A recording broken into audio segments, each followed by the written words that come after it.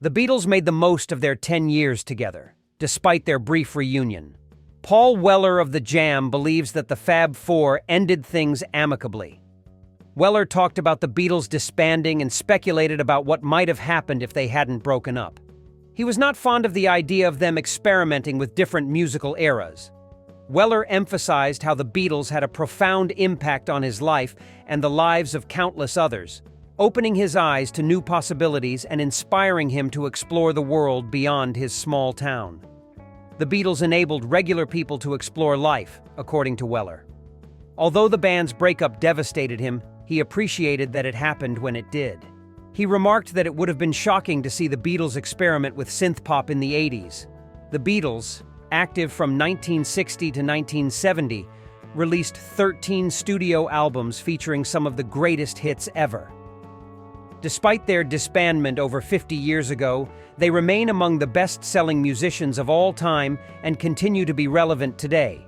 Documentaries about the Beatles, such as Peter Jackson's Get Back and the remastered version of the 1970 Let It Be movie, keep their legacy alive.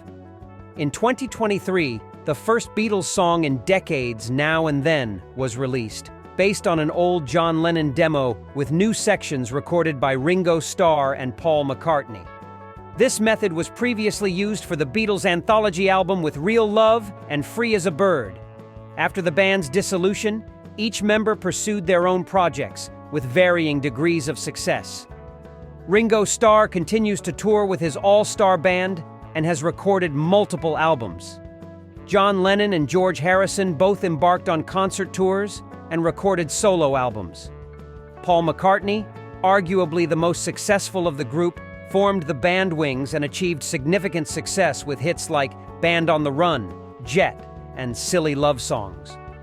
Wings had a 10-year career, much like the Beatles, and McCartney continued to thrive as a solo artist after their dissolution.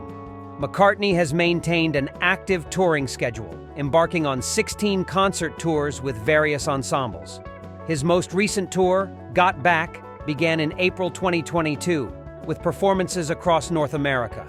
In 2023, he continued the tour with stops in Australia, Mexico, and Brazil, showcasing his enduring appeal and the lasting legacy of his music.